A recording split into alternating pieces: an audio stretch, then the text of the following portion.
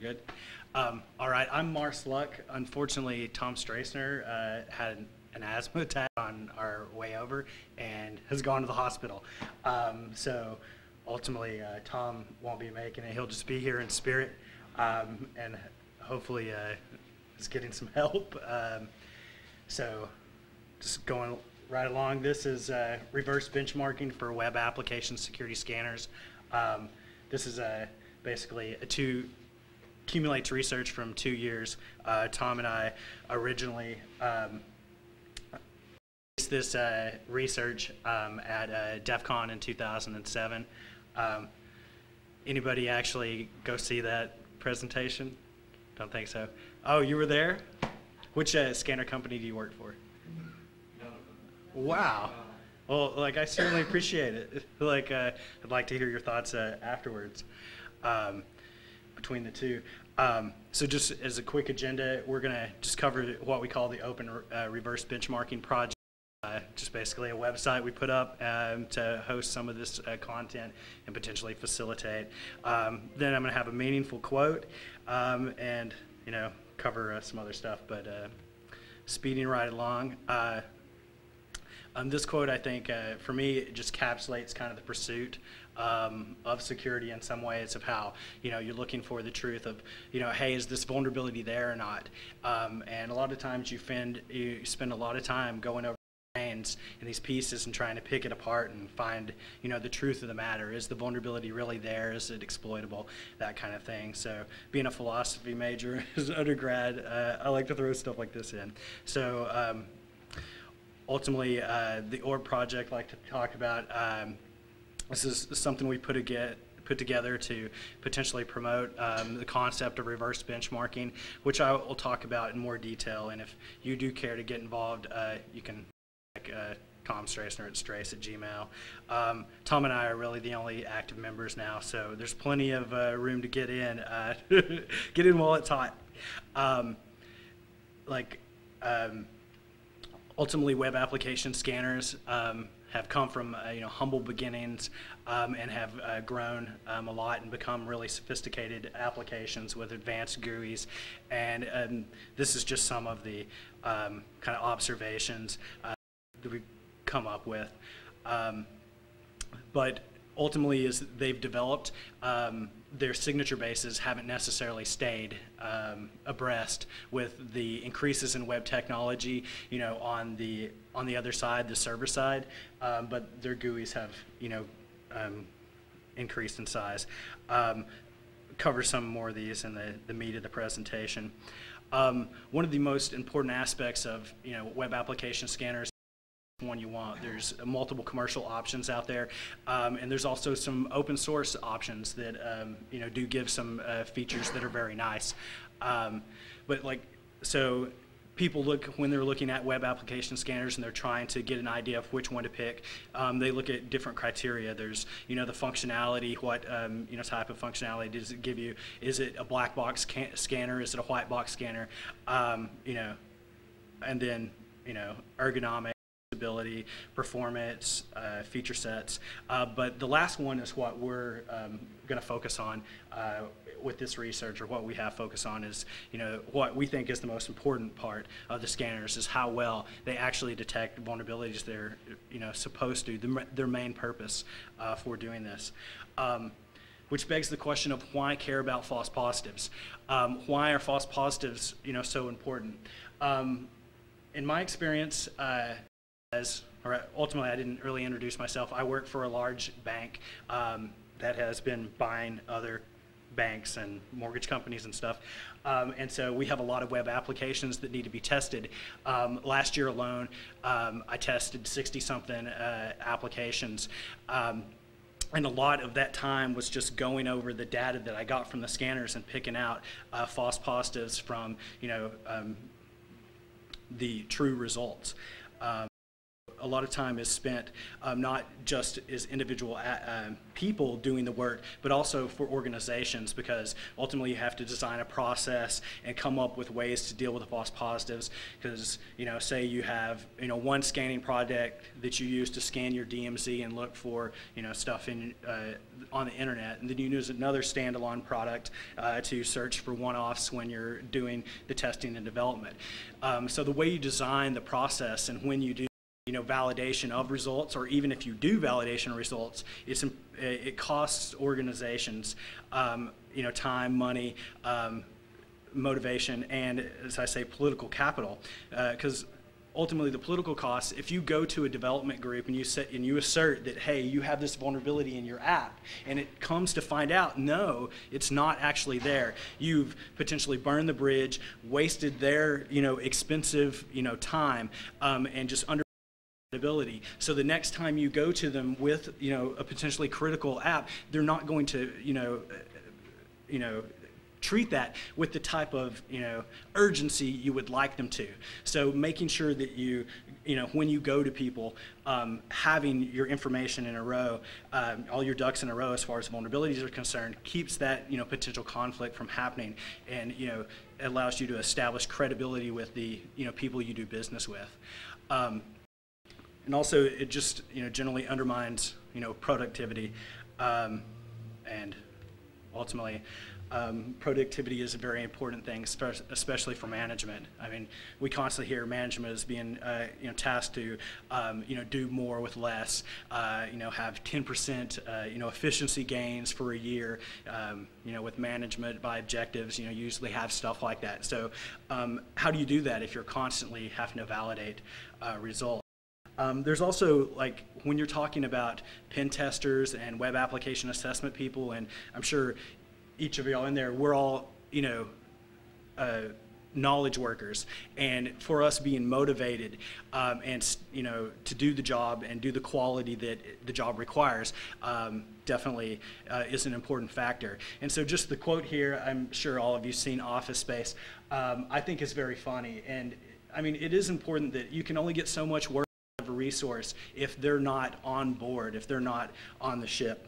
And so I think having that respect and looking at the motivation of assets and how you design a process, and if you have one person always doing the validation of false positives, you're probably going to burn them out, because it's really intensive, and it just annoys people that the vendors hadn't sufficiently QA'd their signature base, and now you have to do it. So ultimately, being the tail end of a bad process can certainly undermine motivation and make it more hard for management to maintain their goals and achieve those types of performance returns they're looking for. Now I'm proceeding to just benchmarking concepts in general. When you're trying, like, reverse benchmarking for us is the flip side to what we call positive benchmarking. So positive benchmarking is where you look at something and you look to see what it does well. So it identifies, this right. And so you look at various targets, that the vulnerability is there, and you go out and you say, hey, this one identified this. Yes, it's a check play. It's, and so you're seeing what things do well. With reverse benchmarking, you're looking at what it does badly. So in other areas of life, reverse benchmarking is used to look at structural integrity. It's also used to look at program evaluation and cost-benefit analysis, because sometimes it's easier to look at what something does badly as opposed to something that it does well, because people are always focusing on what things are good and well, and so you'll have a potential big list of the benefits to some program or some process, where when you look at the negative, sometimes that brings out some more interesting. And so I've kind of already touched on this slide, is that in a way, since we're using, we've created a target that solicits false positives, which I'll talk about more. And so that allows you to do what would potentially be some passive reverse engineering. The target potentially causes massive false positives in the scanners, and then you can see which ones of their detection signatures will basically trigger on next to nothing. And I'll talk about that, more in more detail as we go.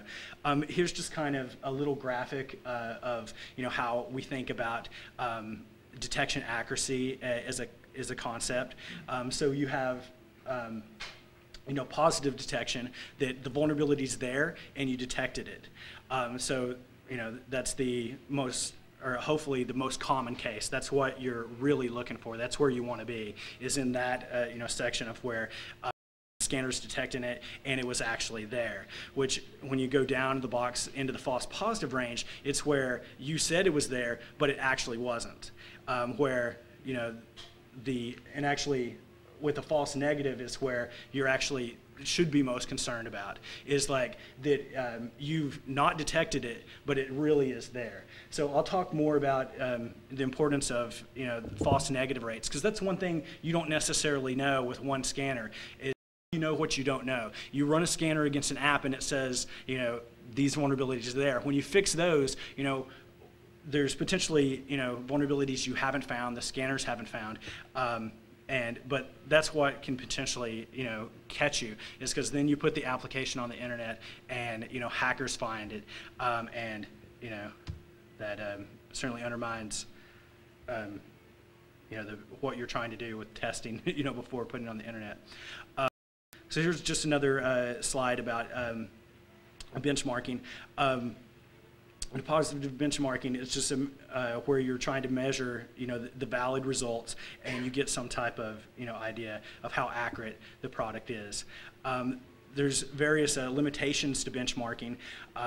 Selection bias, being one of them, that you basically get what you're trying to look for. So you pick a target that has certain vulnerabilities, and you're going to find those. But if there's other potential vulnerabilities there, and you miss them, you're kind of missing the point of it. There's also, problems with interpreting the data, and ultimately, when you're looking at the results, you can make errors. And so some of the, these are just some of the, problems that benchmarking has. So ultimately, our rationale for reverse benchmarking was that false positive types with scanners, when both Tom and I started looking at them, haven't really changed. Like a lot of the signatures that would, be false positives back in the late 90s and early 2000s are still present today, and I'll talk more about that when we get to the actual results. And because of the nature of HTTP and the scanner and the scanners, you have this statelessness that causes some of the false positives. Can you explain that a little bit more, like what you mean by the testing mechanisms are stateless? The scanner, when you're going through and scanning an individual signature, doesn't necessarily know what comes after it.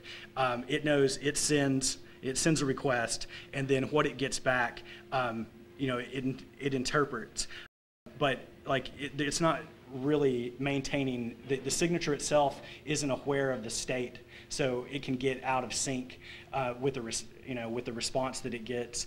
And so I'll actually talk about that more specifically when we get into the different false positive types that we're talking about. And then also there's just also little research done around false positives and what causes them, because other scanner technology or any signature, IDSs or network security scanners, even though the web app scanners and the network security scanners are starting to converge now in the marketplace, they're all based inherently on signatures. And so if those signatures are flawed, those flaws stay around. And so it's just there's top 10 lists for types of vulnerabilities and stuff like that, but there's no real research that's been done. One of the reasons that we started doing this is just there's not a lot of talk about false positives and false positive types, because ultimately what's the alternative to signature-based technology for security? I don't see there being any real technology on the horizon that's going to make signatures obsolete. So even back in the day with Paycheck's insertion, evasion, and denial of service paper, where he talked about problems with intrusion detection systems and how you could fool them.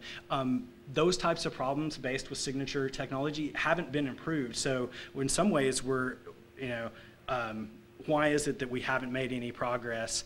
I mean, certainly they've gotten more expensive and they detect more things and they have a big fancy GUI and their price tag goes up. But at the atomic level, the signatures, haven't, really been increased in complexity.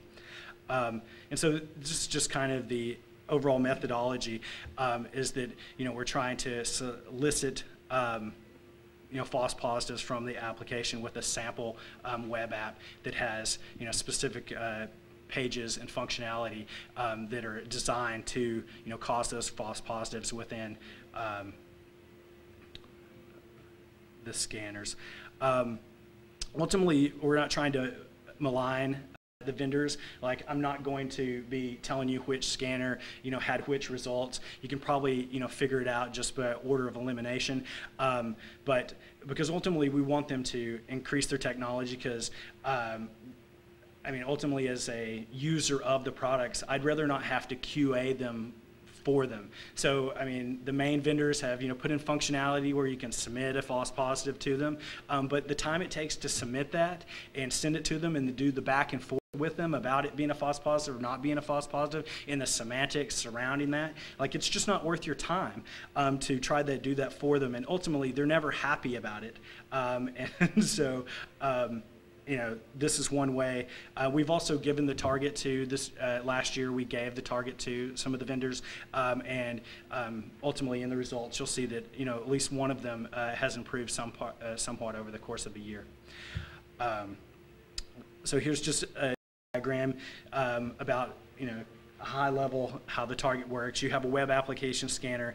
It then is pointed at this reverse benchmarking target, and it scans it like it would any other web app. It crawls it. It has the pages. It goes through the various login functionality and stuff like that, and then we get results and we analyze the results.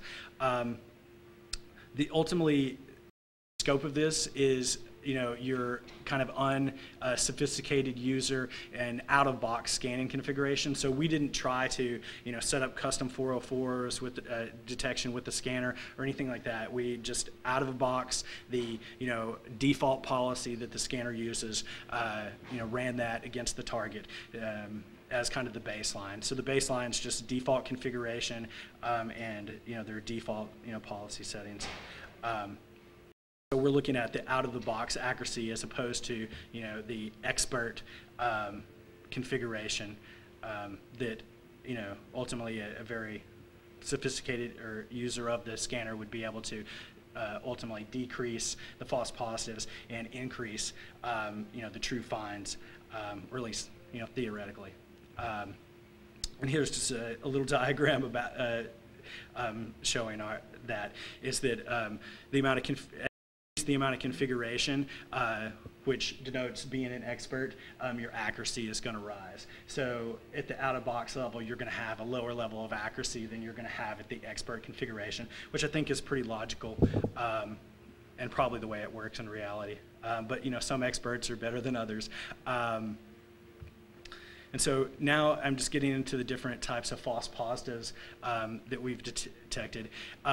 This one we call cross-site scripting parameter echoing. And so ultimately, you just take, the sample app takes the parameters that are sent to the request and echoes them back into the page, and that causes false positives because ultimately the scanner doesn't detect. It just detects the presence of the string, not the execution of it. So for cross-site scripting, like if it's in a text field, it's just text or a text area, and it's not going to be executed by the browser. So it's not a vulnerability. But the scanner will just detect the fact that you have script. Alert, 1, 2, 3, 4, close script in the body, and it'll say that. And so some of them have gotten better about detecting when text area. So if you were to scan a security relevant website that had, you know, cross-site scripting examples, say RSnake's website, the scanner is going to go crazy because there's all this text talking about cross-site scripting, but it's not really cross-site scripting vulnerabilities. So the target that we have just has in a text area cross-site scripting, you know, an open script tag, an alert function, and a closed script tag. And last year that generated false positive scanners. This year the results were actually better. Now, in that example, couldn't that be a real vulnerability if the scanner wants to inject that end text area tag? Oh yeah, yeah. If you closed out the text area, then you're going to break out. You're going to break out of that. But I mean, one of the scanners does do that and has a test to do that, where the other ones don't. And they didn't have that last year. So that's actually one of the advances in the based technology that has happened. So yeah, if the scanner, you know, is trying to break out of stuff like that, but you know, that's the best case, is that they, you know, have the close, you know, for the text area, and they're going to be able to break out of that. But so if the scanner doesn't break out of the text area, but still reports it as cross-site scripting vulnerability, it's false positive. Mm-hmm. It's also false negative at the same time. Well, I mean, when you're looking at vulnerabilities, like, you kind of have to take a very atomic level, right? Because if you're considering the whole web app, like, there's always potential vulnerabilities in a web app that's undiscovered, and you don't know what that number is.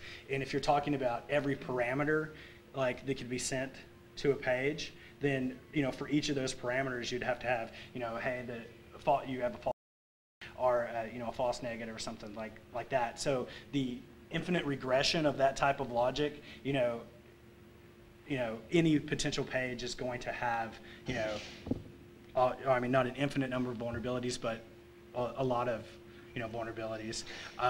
So I mean, it really depends how many parameters, you know. But for this given example of that text field, like with the text in the text area, like, not vulnerable, you know. But the scanner went through and found that text and said it was vulnerable, right? So for that atomic example, you can have, you know, you can understand, you know, that, but once you start extrapolating larger, it becomes harder to get around, you know, like if you wanted to quantitate all of it and come up with some formula. But continuing on, just some quick examples. Actually, I think I've covered that one. And then the next one's the SQL Parameter Echoing. And so basically, it's the same kind of example for cross-site scripting, but with SQL injection. And so ultimately, the same kind of example is that we just put you know, error messages inside of text area, and it would see this, you know, the messages and trigger that, hey, I got this error message. And that was enough. Whether or not that didn't, like, and it comes back to the state example, is that the scanner makes a request and it gets something back. Is what it gets back related to what it sent? I mean, it thinks so, right? Because it sent a request and it got a body back. Like, I mean, if that body's, you know, a custom error page, or, you know, it may get, and if it's only looking for like a 200 OK back, that it requested this page, it got a 200 OK back, it assumes that page is there, right?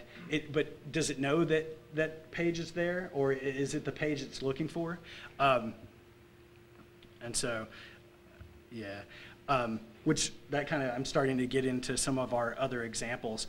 The mistaken identity is that files are called, pages are called the same. So there's a bunch of different, you know, index.phps. There's a bunch of different search.pls, or, you know, whatever. And so a lot of the signature bases from the scanners are looking for known vulnerabilities in a known product in a known page. But there's going to be, you know, collisions with other products and custom built apps. And so it thinks that, you know, it's one thing when it's just, you know, a similarly page.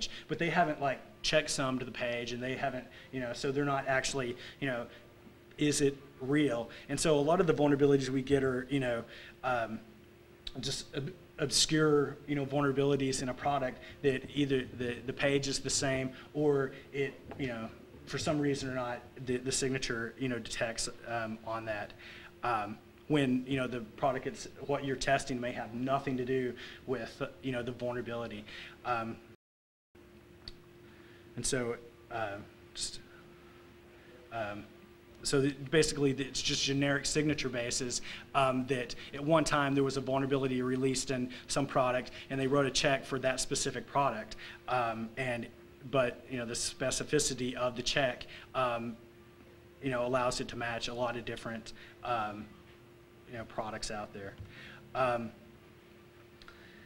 then ultimately, this is the same kind of, detection string is that, for SQL injection, the vulnerability a lot of times in detecting it is a lot more complex than the mechanism used to detect it. So you'll get, the signatures will, be based on just, a simple string of text that, could potentially, I've seen where, you'll have custom error pages that will take information and it'll just put it in the body of the page, but it will have sanitized it before it puts it there. And so the SQL injection, injection's not happening, but like the request is getting echoed back into the body, and so it's matching on that. And so a lot of times this happens when you'll have one page that serves up another page, and so the custom error page will be pulling information from another source, and so the first page will have a 200 OK, and then the information will be pulling from another page, and it may be getting another server, and it may get some other error, and the signature will just for that 200 OK, because it sent the request for search.pl, and so it is looking for search.pl, and the mechanism it uses to detect that is, hey, did I get a 200 OK for that? And the first page provides that 200 OK, but that page is just like a wrapper, and so a lot of the false positives are that way as well. Response timing. Line SQL injection attacks that the vendors use now just send a wait delay, and depending on the network and depending on the application, you're going to get potential delays that look to be the same.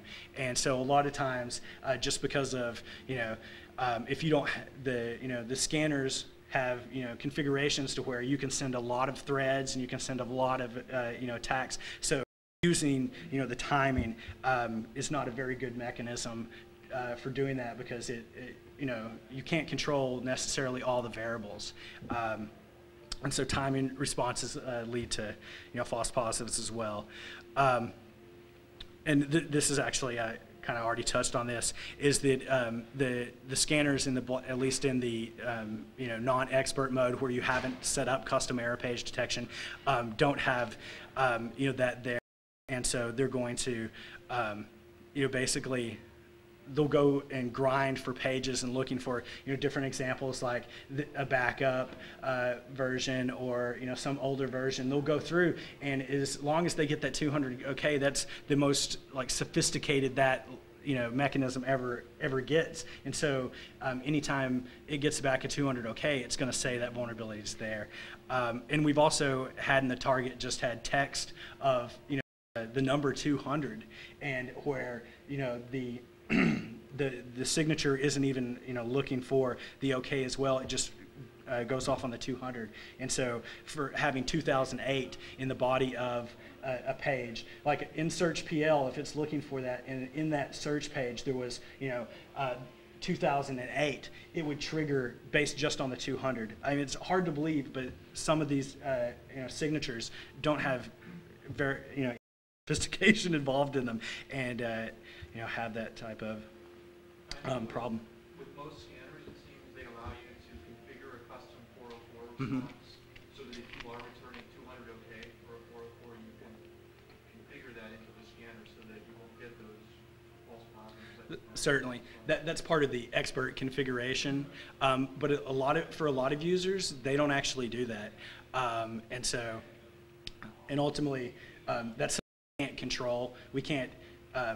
So thinking of kind of like the scientific method, and you're trying to, you know, figure something out, you want to try to control as many variables as you can. The one thing we can't control is how expert the user is. So that's why we choose the default, you know, configuration. And so to some extent, you know, there is, you know, you can get away from having as high false positives by doing the custom 404 as the main, you know, feature there. It would allow most of the scanners to do that. And so that decreases some of the false positiveness, especially the really unsophisticated ones that are only looking for a 200 OK. But in some of the other, you know, open source, they don't have that ability to look for custom 404. So it's definitely something that's needed, but it's also not sufficient as well for some of the signature bases. Because I've seen depending on, you know, the type you have, because sometimes you have, you know, multiple pages that depend on, you know, they're pulling content from multiple different locations, and so it's the scanner is getting back multiple, you know, 200 OKs, and so I mean, just the complexity on some pages will fool the signatures even with a custom 404, because you may be getting a custom 404 from one part of the app, and then another part of the app that's, you know, actually another server is sending, you know, pages that don't have a custom 404 wrapper. So I mean, a lot of times those are corner cases, but yeah, it's definitely the first thing you should do in expert configuration. The pre-existing you know, trigger one is actually so the content in HTML itself will trigger a false match because it's, you know, just looking for a string. So example of like social security numbers or credit card numbers or something like that. So a defined, you know, string of content, or the looking for of a privacy document, or, you know, so that there's a bunch of different signatures that look at that stuff. It's based on the content in the page, and they haven't, you know, tried to, you know, define it more. So like a 9-digit string of numbers is interpreted as a social security number. So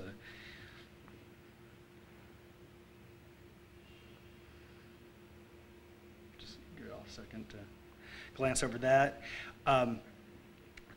Then here's another one I've actually somewhat about already, is that like the detection of the vulnerability requires maintenance of state, but the target actually doesn't have that in there.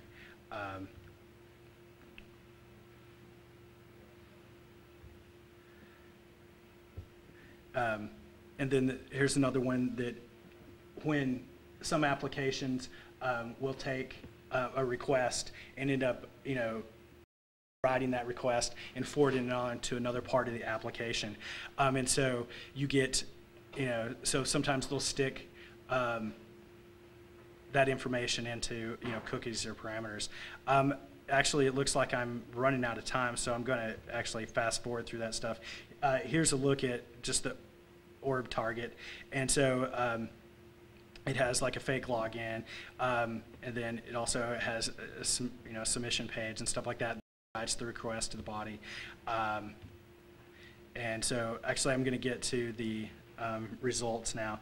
And so this time we took two popular black box web application scanners, both of them commercial, where before we had 3 commercial and 1 open source is our benchmark. But ultimately we couldn't get reliable results out of 2 of the previously tested products. Every time we ran that product, different set of results.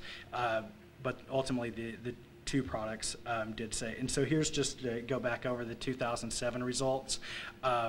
Like one of the scanners, which was actually the one that was least amount of time in the market, generated 92% of the total findings and false positives. So it had, false positives in the thousands, where the other ones, were grouped closer together in times. And so ultimately, there was 9,000 something false positives in total, and that's just another breakdown. We ultimately, we'd run the scanners against the target and then break up the vulnerabilities into categories. Those categories with path manipulation, command injection, cross-site scripting, SQL injection, file or information disclosure, and then CVE checks or common vulnerability or known vulnerability checks where it's looking for something in a known product, and then misconfigurations that are generally about the infrastructure, as to IIS or some type of web server based problem. So that's just for scanner 1 for 2007. Scanner 2 for 2007, just get an idea of kind of the dispersion, and then scanner 3, which ultimately performed the worst. And these, like in these numbers, it's raw category. So one find of a category equals 1, where there could be a bunch of variations, where you'll get a scanner and it'll say cross-site scripting, but it'll say there's 15 variations of cross-site scripting because it injected multiple parameters in the page with cross-site scripting, and all the parameters were vulnerable to cross-site scripting. So that's where we get the larger numbers from the first slide.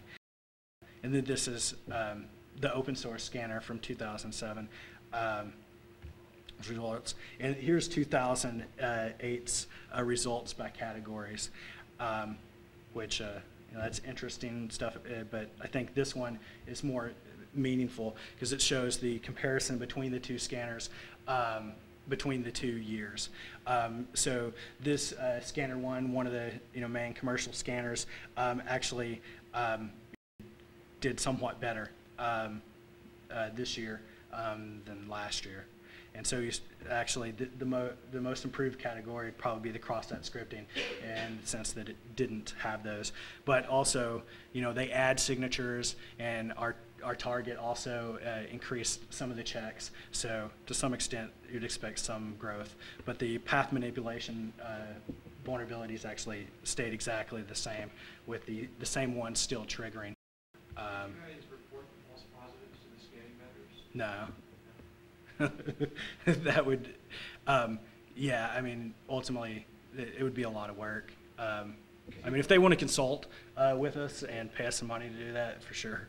That's what would lead to the most benefit from what you guys are doing. If you reported that to the vendors, then they could improve their products, so you won't have some. Yeah. Last year, like, we ended up giving the vendors the target, so where they could do it themselves and ultimately take the ball and run with it. Because ultimately our time to do this type of research is somewhat limited, and it interferes with regular life.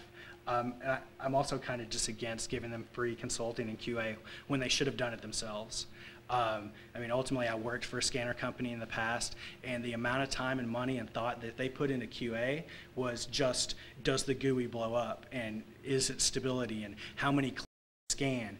And so they're more worried about what I think is superficial concerns of what it looks like and what the user experience is in reporting.